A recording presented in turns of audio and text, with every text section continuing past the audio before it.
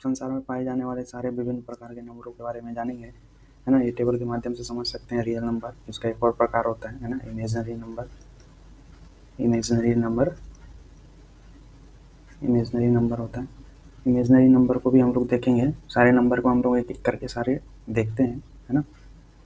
पहले जो हम देख रहे हैं वो है नेचुरल नंबर। नेचुरल नंबर हम लोग काउंटिंग के लिए यूज़ करते हैं, है ना, डेली लाइफ में यूज़ करते हैं। 1 2 3 4 5 अब तो ये बढ़ते जाता है ना इन्फिनाइट तक। इन्फिनाइट क्या होता है, जैसे कोई नंबर है, हमको इसको अगर हम आगे बढ़ाना चाहें तो अनंत तक बढ़ाते रहेंगे, हम लोग थक जाएंगे लेकिन एंड नहीं होगा। तो इस टाइप से एंडिंग पॉइंट अगर दर्शाना है तो इन्फिनाइट से दर्शाते हैं। तो ये सिंबल है मैथमेटिक्स में, तो इसको याद रखने की ज़रूरत है, इन्फिनाइट। ठीक है, तो पहला नंबर था हमारा नेचुरल नंबर। दूसरा नंबर हम लोग देखते हैं, दूसरा जो नंबर है हमारा वो है होल नंबर। होल नंबर को हम लोग ज़ीरो, वैसे नेचुरल नंबर की तरह ही है, बस आगे जीरो लग जाता है, तो ये स्टार्टिंग इसका जो होता है वो होता है ज़ीरो। ज़ीरो से शुरू होता है, बाकी नेचुरल नंबर की तरह ही ये सेम रहता है ना, और आगे बढ़े जाता है, ये भी इन्फिनिट तक जाता है। तो ये सारे जितने भी नंबर हैं वो सारे होल नंबर कहलाते हैं। तीसरा जो है हमारा इंटीजर है। इंटीजर जो होता है, मैं इसको नंबर लाइन के फॉर्म में आपको रिप्रेजेंट करके बताता हूँ। जैसे बीच में ज़ीरो रहता है, एक तरफ पॉजिटिव रहता है, एक तरफ नेगेटिव रहता है। तो पॉजिटिव में पूरे 1 2 3 4 5 अप टू इन्फिनाइट तक जाता है, वैसे ही इस तरफ -1 -2 -3 अप टू ये भी इन्फिनाइट तक जाता है। तो ये पूरा जितने भी नंबर है वो सारे क्या है, इंटीजर है। अब मैं आपको एक सवाल पूछता हूँ, तो क्या 0.5 इंटीजर है? तो 0.5 इंटीजर नहीं है ना। क्या 0.6 इंटीजर है? तो नहीं है ना। तो इस तरीके से फ्रैक्शन वाले हैं, ठीक है, इंटीजर है नहीं है। इसमें जो भी दिख रहा है वही सारे नंबर्स आएंगे, जैसे 1 2 3 है तो 1 2 3 आएगा, वो सारे इंटीजर है। ये इंटीजर नहीं है तो क्या बोलोगे, इन्फिनाइट तो दिख रहा है सर, इन्फिनाइट इंटीजर है, तो इन्फिनाइट इंटीजर नहीं है ना। तो इस तरीके से इन्फिनाइट इंटीजर, इस तरफ माइनस इन्फिनिटी आता है। रेशनल नंबर, रेशनल नंबर क्या होता है, जिसको हम, में पूरा लिखा हुआ है डेफिनेशन, जिसको हम पी वाई क्यू के फॉर्म में रिप्रेजेंट कर सकते हैं, वो सारे रेशनल नंबर है। इसमें मैथमेटिकल डेफिनेशन ये है कि क्यू जो है ज़ीरो नहीं होना चाहिए। क्यू ज़ीरो नहीं होना चाहिए, बाकी कुछ भी हो चलेगा, जैसे है ना, ज़ीरो नहीं होना चाहिए, मतलब इंटीजर हो, है ना, इंटीजर होना चाहिए क्यू। जैसे हम लिखते हैं 3, तो 3 इंटीजर है, तो ये भी क्या है, रेशनल नंबर है।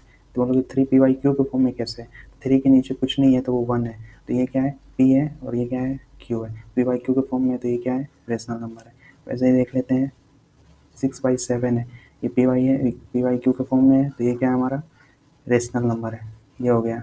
अगला जो हम लोग लिखते हैं 0.6, तो बताओ ये क्या रेशनल नंबर है? तो मैं बोलूँगा हाँ, इसको रेशनल नंबर के फॉर्म में रिप्रेजेंट किया जा सकता है, इसलिए ये क्या है, रेशनल नंबर है। 0.100, तो क्या रेशनल नंबर है? तो हाँ, ये 100/100 हो जाएगा, इसलिए ये रेशनल नंबर है ना। 0.100 जो है रेशनल नंबर है। इसको हम लोग 100/100 के फॉर्म में रिप्रेजेंट किया जा सकता है, क्योंकि बेसिकली एक ही होता है ना। तो ये क्या है, रेशनल नंबर है। तो इस तरीके से रेशनल नंबर को हम लोग रिप्रेजेंट करते हैं। यहाँ पे कुछ एग्जांपल दिया है, -3/4 भी रेशनल नंबर है, माइनस भी लग जाए, -3/4 हो जाए तो रेशनल नंबर है। -4 है क्या, -4 भी है, इसके नीचे कुछ नहीं, मतलब एक है तो रेशनल नंबर है। इस तरीके से रिप्रेजेंट करते हैं, है ना। 0.25 है क्या, तो 0.25 कुछ नहीं है, मतलब इसके नीचे हम लोग 2 ज़ीरो लगा सकते हैं, क्योंकि 2 अंक के बाद पॉइंट जब भी हम हटाते हैं, जितने अंक के बाद ऊपर हटाते हैं नीचे लग जाता है। तो इस राइट हैंड साइड से देखेंगे तो 1 और 2, तो 2 ज़ीरो लग गया, तो ये फिर 25/100 हो गया। तो ये भी रेशनल नंबर है। 25 1/4, इसको काटने पे 1/4 आएगा, तो ये भी रेशनल नंबर है। तो अगला जो नंबर है हमारा वो है नेचुरल नंबर। अगला जो नंबर है हमारा वो है इरेशनल नंबर। इरेशनल नंबर क्या होता है, जो रेशनल नहीं है, जैसे कि वो इरेशनल हो जाएगा, विच इज़ नॉट रेशनल, जो रेशनल नहीं है, रेशनल नहीं है। जैसे कि रेशनल कौन नहीं है, इंटीजर से सारे तो रेशनल में आ जाएंगे। रेशनल कौन नहीं है, जैसे कि मैं लिख दूँ 0.1 0 1 0 0 1 0 0 0 1 0 0 0 0 1, फिर मैं 4 लगाया, 3 लगाया, 3 के बाद 1 लिखा, 2 के बाद 1 लिखा, 3 के बाद 1 लिखा, 3 4 0 के बाद 1 लिखा, ऐसे मैं 5 0 के बाद 1 लिखूँगा, ऐसे ही मैं इन्फिनाइट तक करते जाऊँगा। तो ये नंबर क्या हो जाएगा, इरेशनल हो जाएगा, क्योंकि ये रेशनल नहीं है। इसको तुम लिख सकते हो क्या, बोलोगे पॉइंट हटाएंगे, राइट हैंड साइड को पता ही नहीं है तो तुम गिनोगे कहाँ से। तो नीचे पॉइंट की जगह 100 लिखते थे हम लोग, जैसे 0.50 था, 0.50 था, इसको हम लोग लिख लेते 50, हमें पता था कि ये एंडिंग है तो 50 वाई और 2 पॉइंट दाहिनी तरफ से गिन के 100 लगाते थे। तो ये हमारा हो गया rational number P Y Q के फॉर्म में। इसको तुम लिख नहीं पाओगे, तो ये कैसा हो गया इरेशनल नंबर।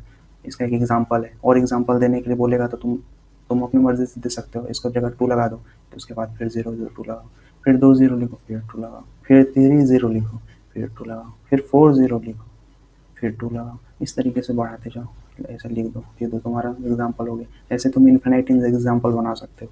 ये सारे क्या है, इरेशनल नंबर है। पाई का वैल्यू भी डिफाइन नहीं है। इसका एक अच्छा ही देखो ये लिखा हुआ है, एक जो है मेन डेफिनेशन है, non terminating and non repeating numbers को हम इरेशनल नंबर बोलते हैं, जो कि टर्मिनेट भी ना हो और रिपीट भी ना हो। ऐसे नंबर होता है, कोई टर्मिनेट नहीं हो रहा है, कोई नंबर इसमें रिपीट हो रहा है क्या, जैसे मैं 10 को देखता हूँ, 10 रिपीट हो रहा है क्या, 100 आ गया, फिर 1000 आ गया, 1 लाख आ गया, तो ऐसा मतलब रिपीट नहीं हो रहा है। तो नॉन टर्मिनेट रिपीटिंग मतलब क्या होता है, जैसे देखो मैंने 7 से भाग दिया, 3 से भाग दिया, 3 से मैं डिवाइड करता हूँ 9 को, अगर 10 को कर लेता, 3 से डिवाइड किया मैंने 10 को, 3 3 ज़ा 9 आया 1, फिर पॉइंट हमने डाले है ना, फिर हमने यहाँ 0 उतारे, तो फिर से हमने भागा दिए, 3 3 ज़ा 9 आया क्या 1, 1 से आया, फिर हमने क्या किया, फिर से भाई सेम काम, फिर हमने 0 उतारे, फिर 3 3 ज़ा 9, फिर सेम काम। तो इस तरीके से क्या है, ये 3 बार बार आते जा रहा है, फिर करूँगा फिर 3 आएगा, 3 3 3, तो ये यहाँ से देखोगे तो पूरा रिपीट हो रहा है, तो इसको बोलते हैं रिपीटिंग। और टर्मिनेट भी नहीं हो रहा है, अप टू इन्फिनाइट तक चला जाएगा, तुम जितने बार डिवाइड करोगे उतने बार वो 3 आएगा, 10 आएगा, फिर 3 9 डालेंगे, फिर 3 आएगा, तो इन्फिनाइट, तो ये टर्मिनेट मतलब खत्म नहीं हो रहा है, इन्फिनाइट तक जाएगा, हम खत्म नहीं हो रहा है ये, है ना। अब खत्म कैसे दिखाते हैं, जैसे 2 से मैंने भाग दे दिया 9 8 को, तो 8 को मैंने दे दिया, तो 2 4 ज़ा 8, तो ये क्या है, एक बार में चला गया, आखिरी में ये खत्म हो गया, तो ये कैसा हो गया, टर्मिनेटिंग, टर्मिनेट हो गया। ये टर्मिनेट नहीं हो रहा है, नॉन टर्मिनेटिंग बोलते हैं। तो नॉन टर्मिनेटिंग और रिपीटिंग, रिपीट मतलब देखो 3 3 3 3 इस तरीके से रिपीट हो रहा है, तो ये कैसा एग्जाम्पल हो गया, नॉन टर्मिनेटिंग एंड रिपीटिंग, ठीक है। Non terminating and repeating, repeating non terminating समझ आ गया होगा, है ना। तो ये हमारा हो गया 2 एग्जाम्पल, इरेशनल नंबर समझ आ गया, इसके अच्छे अच्छे एग्जाम्पल है, जितने भी रूट के अंदर आप 3 डाल दो, 5 डाल दो, ये सारे क्या है, इरेशनल नंबर है। पाई है, ई क्या है, ई एक एक्सपोनेंशियल, एक्सपोनेंशियल के तौर पे रिप्रेजेंट करते हैं, है ना। लॉग वॉग पढ़ोगे तो पता चलेगा, है ना। तो ये एक्सपोनेंशियल है, इसके बारे में ज़्यादा ना जाने, बस पता होना चाहिए ए भी आता है हमारा उसमें। रियल नंबर है अगला जो हमारा है, वो रियल नंबर है। रियल नंबर में जितने भी रेशनल और इरेशनल जितने भी आते हैं वो सारे रियल नंबर में आ जाते हैं। तो रियल नंबर में पूरे आते हैं, रेशनल प्लस रिलेशनल पूरा, इरेशनल पूरा जितना भी है, रेशनल देख लिया इरेशनल देख लिया, दोनों को, दोनों में से कोई भी है तो उसको हम इरेशनल नंबर बोल सकते हैं। मैं बोलूँगा ये इरेशनल नंबर है या नहीं है, ये जो है इरेशनल नंबर है या नहीं, तो ये इरेशनल नंबर है। मैं बोलूँगा ये क्या रेशनल नंबर है, तो ये रेशनल नंबर नहीं है। क्या ये रियल नंबर है, तो ये रियल नंबर है, ठीक है। तो इस तरीके से डिफाइन करते हैं हम लोग। अगला जो नंबर है वो हमारा है इमेजनरी नंबर। इमेजनरी नंबर मतलब एक पॉइंट आता है मैथ्स में, जैसे -1 है, -1 पे हम लोग अटक जाते हैं, तो -1 को हम लोग रिप्रेजेंट करते हैं इमेजनरी का आई लेके, आई से रिप्रेजेंट करते हैं। तो -1 का जो -1 अंडर रूट जो -1 है उसका जो वैल्यू आता है वो आयोटा आता है, इसका नाम आता है आयोटा, ठीक है। तो इसी को इमेजनरी नंबर बोलते हैं। जैसे मैंने लिख दिया 2 आयोटा, इसका मतलब होता है कि 2 इंटू आयोटा का वैल्यू आता है -1, तो ये इसका ये मतलब होता है। तो इसका जो वैल्यू है वो डिफाइन नहीं है एक्चुअली, है ना, अंडर रूट -1 हो गया, है ना, इसका जो वैल्यू है वो डिफाइन नहीं है, तो इसको हम लोग मान के चलते हैं कि आयोटा है, तो उसको हम लोग लिखते हैं। जैसे कोई वैल्यू आ गया कि 2 है बाहर आया और अंडर रूट -1 आ गया, है ना, तो इसको हम लोग 2 आयोटा लिख देंगे।